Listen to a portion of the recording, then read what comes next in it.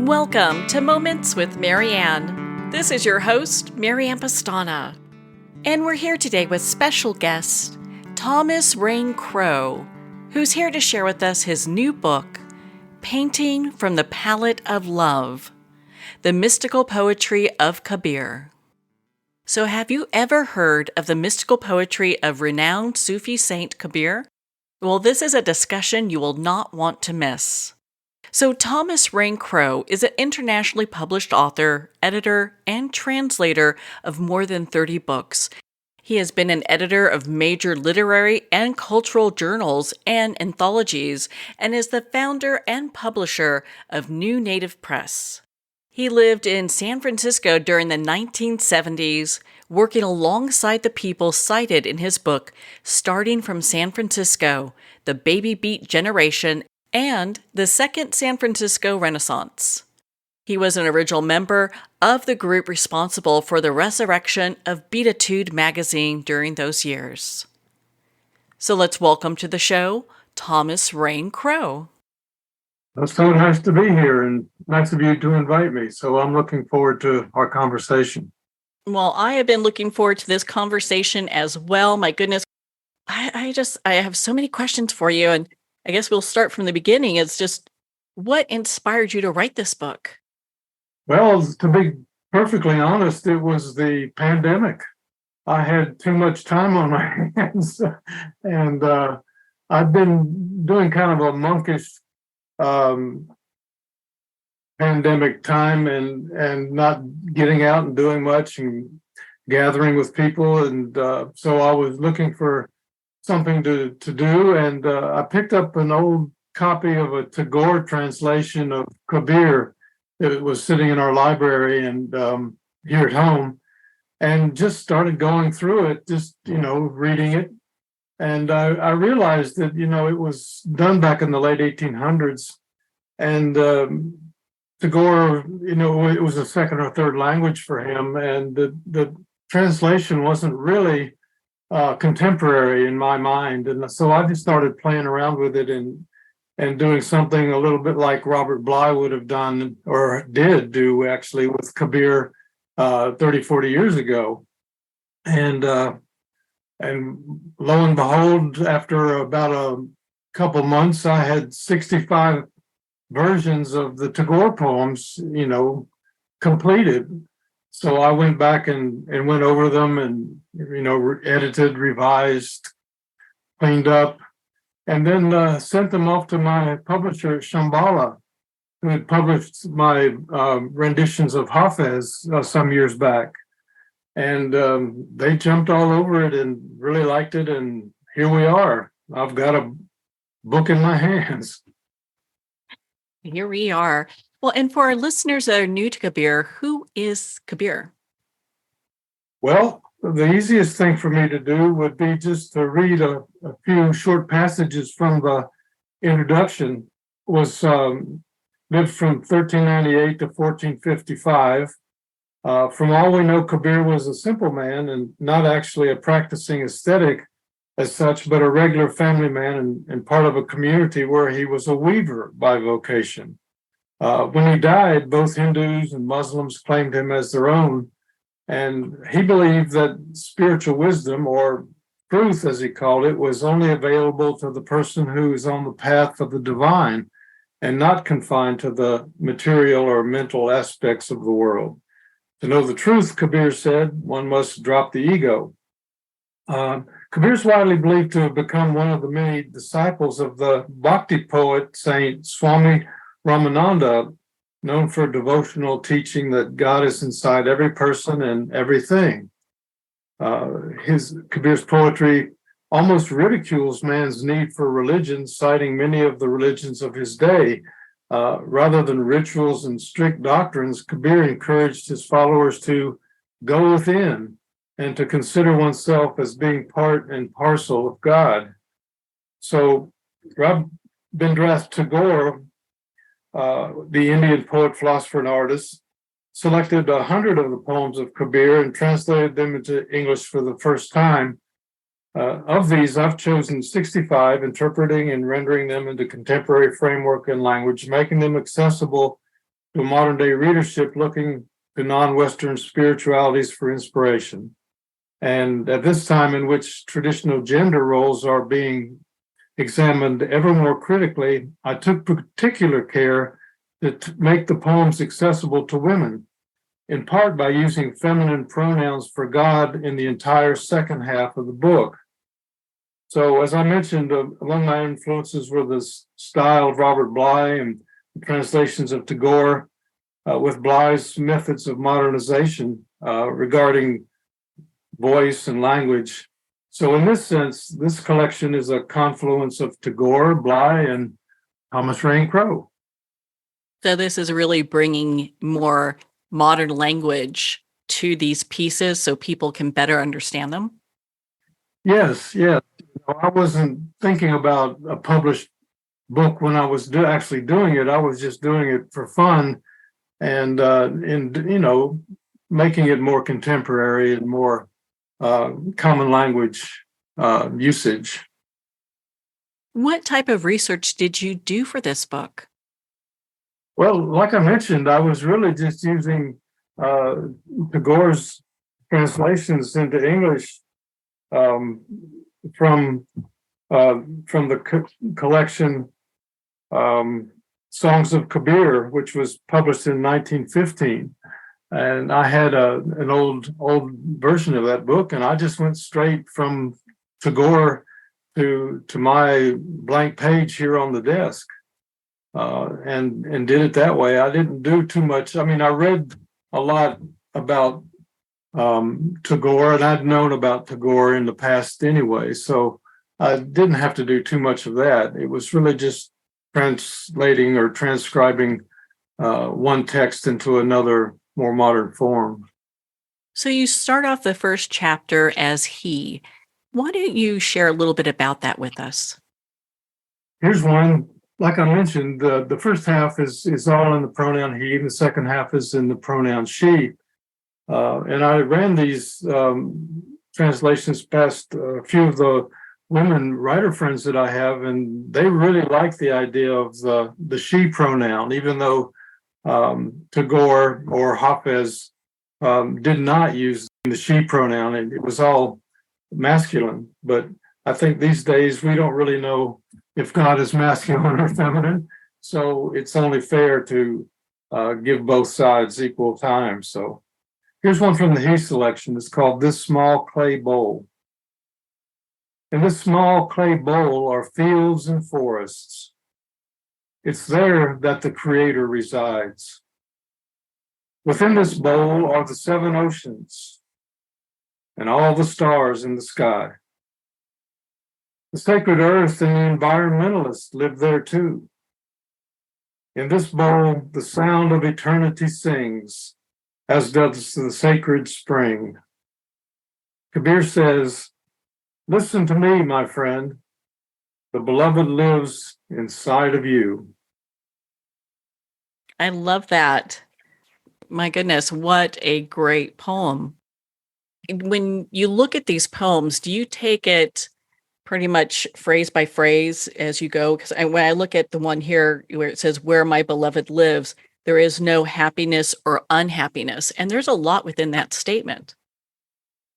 Yeah, well, Kabir goes pretty deep. He's like one of the perfect masters, as they call him, and his spiritual consciousness is way beyond almost everyone else's in a normal sense. And so the metaphors and the poetry are well, it can be difficult because of the supposed contradictions or contrasts that he uses, because he's basically saying everything that we know and experience isn't real. So that's a hard one to wrap your head around if you're not a perfect master. Well, and does someone need to be a perfect master to understand this book and to follow along with it? Because I know before you talked about there are different religions that have claimed him, but it seems like from his work, he would probably not want to have any of that. Well, that's true. There are poems in this collection where he literally takes Um, well, he literally almost puts down religion. He says we don't need all these organizations and all these uh, practical, rational mind concepts that have been created over the eons. Basically, what we need is a higher understanding of who the beloved God really is. And he says it's really kind of beyond our understanding, especially from a rational point of view, and encourages that we operate more intuitively and with feeling and compassion, and do meditative practices to allow ourselves to advance to a level that we can be able to understand what he understands just as a matter of fact. Were there any of the poems within this book that really gave you pause? Had you really kind of thinking, gosh, what is he trying to convey here?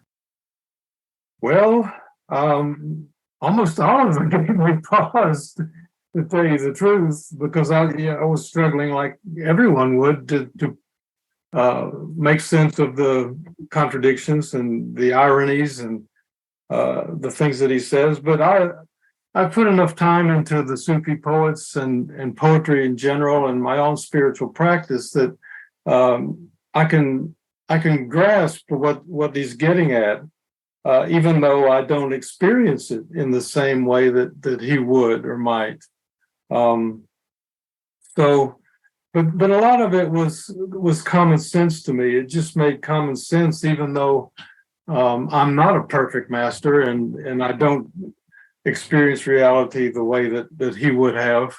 But I can accept it just by accepting the fact that it's pretty established that he was what he was and understood what he was. And I've been in touch with a lot of other spiritual teachers and that basically are saying similar things or the same things about our perception of reality and what really is real.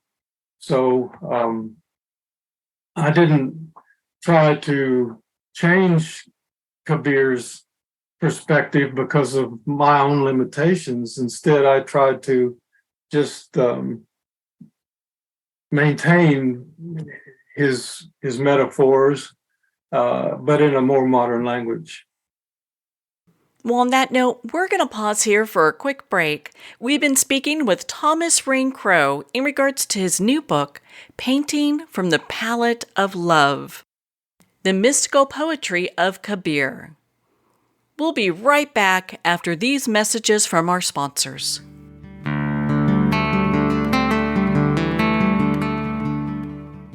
Looking for a page-turner? Cozy up to a fantasy adventure romance trilogy with The Girl in the Toile Wallpaper by Mary K. Savarese. The second novel in the Star Writers trilogy, The Star Writers Club, is coming soon.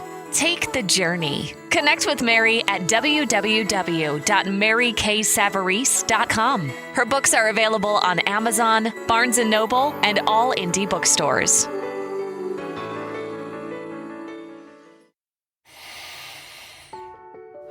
With Breath Hub, you'll experience the transformative power of breath as it harmonizes your body, mind, and spirit. Recommended by experts in fitness, sports, psychology, and medicine. Meet the scientific way of being well. Breath Hub. Breathe better, live better.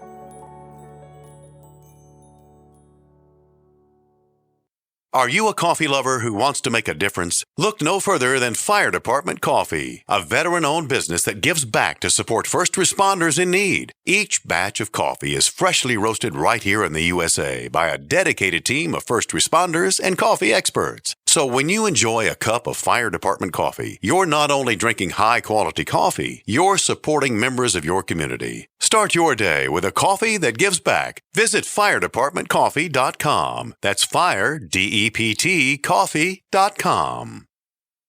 The book Terminal Cancer is a Misdiagnosis, authored by Danny Carroll, is on sale at Amazon now. Licensed psychologist and psychotherapist Tessa Antia-John Guerra commented, This is one of the most empowering books on the topic of cancer you will ever read. Award-winning author T.L. Needham commented, "This recommended book can be understood by anyone seeking answers, hope, and alternatives to a terminal diagnosis. Buy it now on Amazon.com."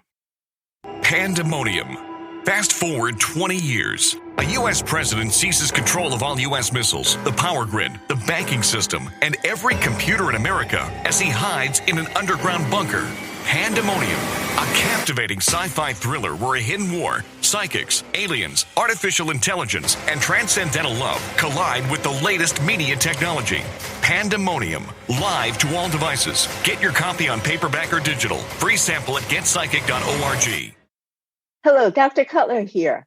Do you experience bloating, heartburn, food craving, bowel irregularity, food sensitivities, weight issues? If you do not digest your food, you may be deficient in macronutrients, which your body needs for optimal health.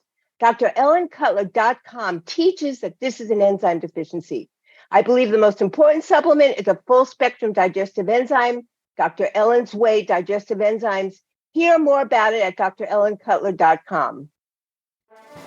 Internationally recognized and award-winning author Judy Goodman works and teaches outside the box of limited thinking. Working with people from every walk of life, her goal is to empower you to be the best you can be, no matter what the challenge is. Born with the gift of seeing beyond our normal vision, she has an extraordinary gift of working with every challenge. Teaching beyond conventional wisdom, her work is described as life-changing. Visit judygoodman.com. That's judygoodman.com.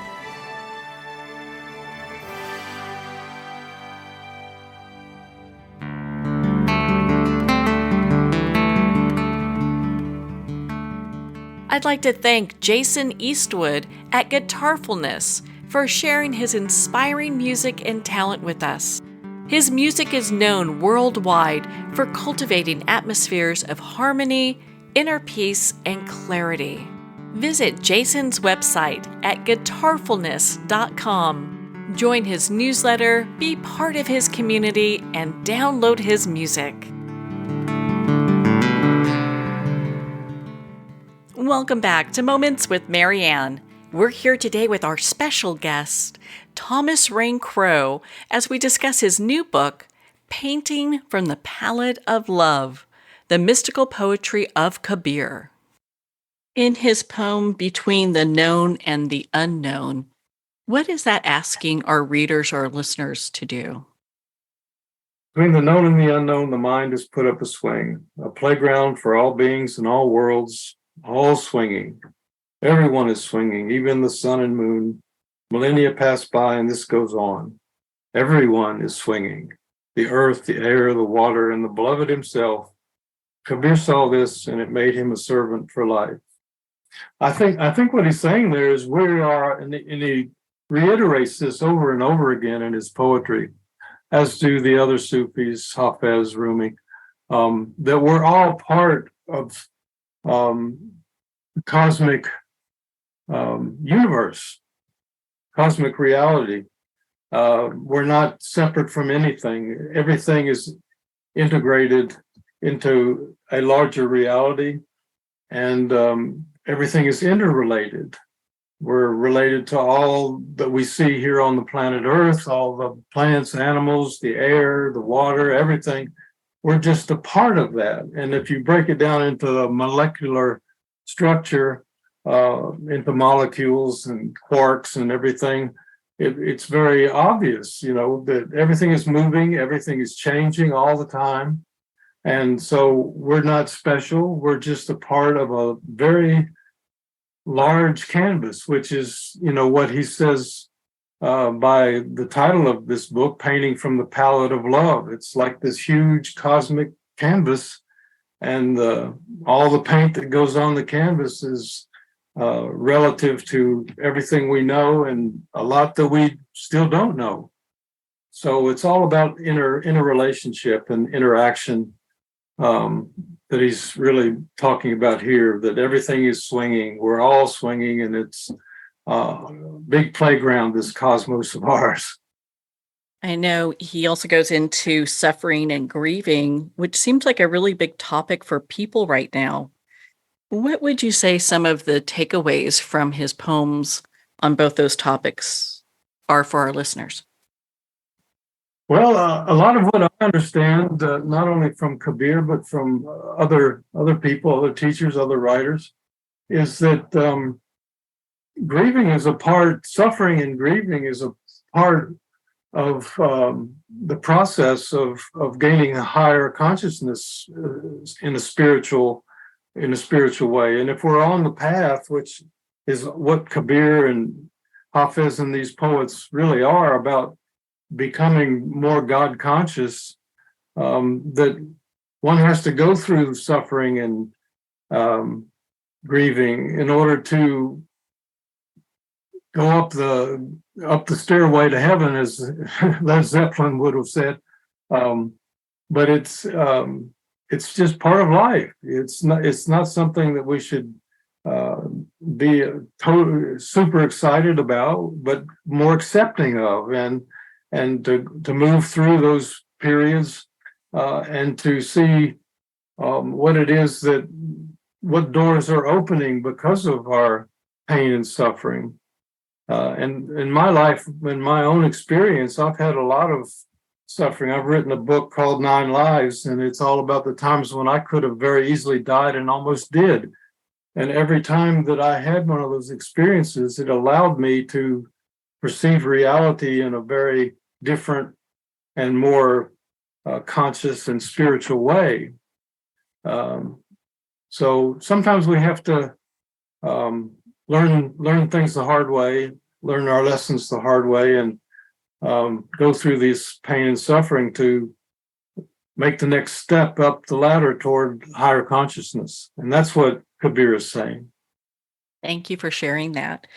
The poem that the book is named after, Painting with the Palette of Love, I found that to be so profound. And I'd love for you to share about that with our listeners. Well, it's a short poem. It's Painting with the Palette of Love. It says, I've calmed my restless mind and my heart is beating again. For in this otherness, I have seen beyond otherness. And in good company, I've seen him there. I was living in my own prison, but have set myself free and have escaped from the laws of ignorance. Kabir says, I've attained the impossible, and my heart is now painted from the palette of love. And what he's really saying here is that we have to give up our sense of our ego and our individuality as our focus, and to trust and follow God's wisdom. And so you try to put yourself in good company, meaning other spiritually engaged people that are seekers, as well as teachers, as well as situations, and to be more cognizant of the, like I was saying, the interrelationship of all things, which is what God really is, according to these people. The reality is it's this being we call God is just the accumulation of all this energy and light. And so it's really beyond the otherness he speaks of, is beyond what we can perceive. So it's really about belief and paying attention and listening. I say listening, feeling, observing, and becoming wise in the sense of giving up our ignorance. Because if you just look at the news or you look around today, I mean, you don't have to look very far. There's a lot of ignorance in the world. And so what he's saying is we have to progress beyond our ignorance and to trust and believe in the so-called impossible, and live with compassion and love. And the big word for all of these Sufi poets and higher plane teachers and masters is the word love. And what they mean when they talk about love is not romantic love. It's a very, very more expanded idea of what we perceive of as love. Romantic love and even compassion that we experience is only a real basic foundation for this greater love that poets like Kabir reference and speak of. There's a poem that really captured my attention titled Light, and it says that the Vedas say that the unconditioned lies beyond the world of conditions. Can you please share with our listeners what Kabir is saying to us here? Well, not being a perfect master, I'm not really sure what the I'm just the messenger here. I'm transcribing from one smart guy to the rest of the world, but it just means that our perception, I think, is limited. In these bodies and this experience that we have in this life, we think is real. These people believe that it's just illusion. And there's a lot of conditions and there's a lot of parameters in our experience and our observations and understanding. And what he's saying is that reality really lies beyond these conditions or these parameters into a state of, unconditioned bliss, really, is a word that they use a lot. So, again, it's beyond our experience and beyond our comprehension in a lot of cases. But you have to believe, you have to accept, if you want to go on this path, this journey, that what these people who are supposed to be with elevated consciousness are saying. And hopefully maybe you'll get to a place where you can understand what they mean when they say, the Vedas say that the unconditioned lies beyond the world of conditions. So it's kind of a leap of faith, you might say, even though it's not about religion. What are your thoughts around the fact that maybe these poems are really something to be lived as a personal experience for each person who's going through and reading it? They'll have their own interpretation. Well, yes, that's always the case, especially with poetry, but with practically anything. I mean, you take any piece of literature and somebody's going to read it and they're going to come away with a very different experience or a very different interpretation of what the author's really saying, based on their own experience and their own ability to their own perceptive ability. Yes, I think that these poems are to be taken seriously and critically and factually, as much as each person can do that on their own, and try to incorporate these ideas into their actions, their everyday actions. That's the key in all of these poems. It's like saying, okay, here's what we got. Here's what you probably see. Well, here's how it really probably is.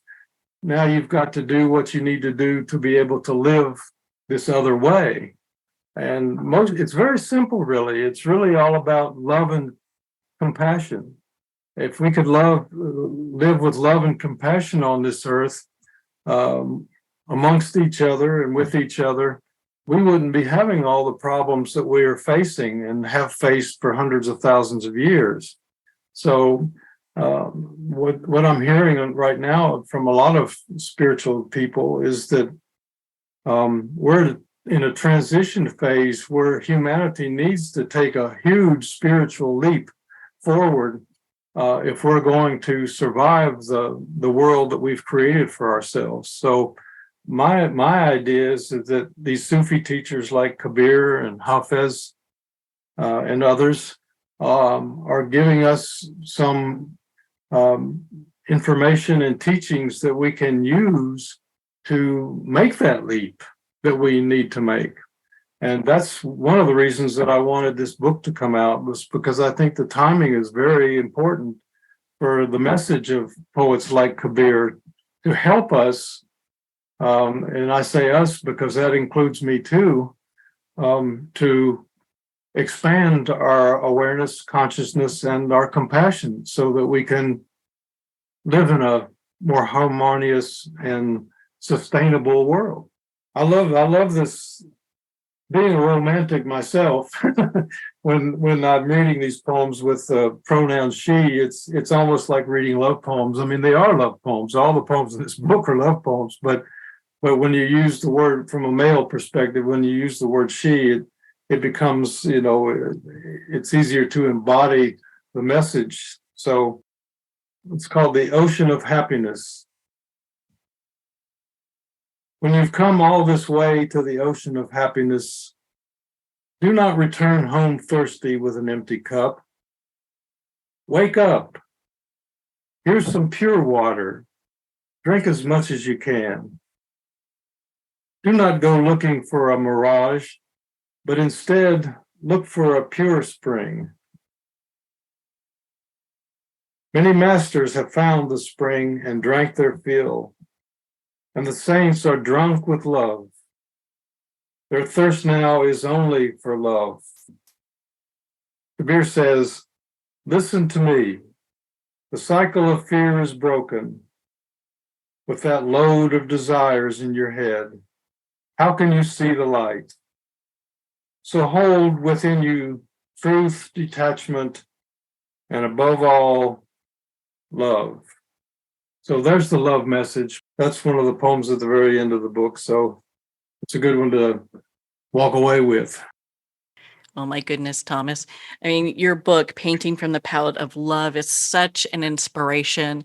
Congratulations on your release. Where can our listeners connect with you and learn more about your books and be part of your community? Well, even though I'm partially a Luddite, I do have a computer, and I do have the telephone, and I do have email and these kind of things. I think the best way probably to get in touch with me related to this book is through the publicity and promotions team at Shambhala. And you can find that just by Googling Shambhala books on the internet. And you can get indirectly in touch with me through the people there that are doing publicity and all for this book. So I would say that that's probably the best way. Or just go online if people are curious about my own work and my connections with some of these books of the Sufi poets. You can just go onto Google and Google my name, and there's a lot online information about all that. There are so many resources there. So how amazing is that? Well, Thomas, thank you so much for taking the time to be on the show with us here today. Well, it's been my pleasure, and thank you very much. Well, thank you, Thomas. It has been such an honor to spend this time with you and to talk about your new book, Painting from the Palette of Love, The Mystical Poetry of Kabir. Painting from the Palette of Love is available at Amazon, Barnes & Noble, and all indie retailers. And remember, support our indie bookstores. You can also purchase this book directly from the publisher, Shambhala, at shambhala.com. Well, we're at the end of our time today. I'd like to thank everyone for tuning in. You've been listening to Moments with Marianne, where we make every moment count.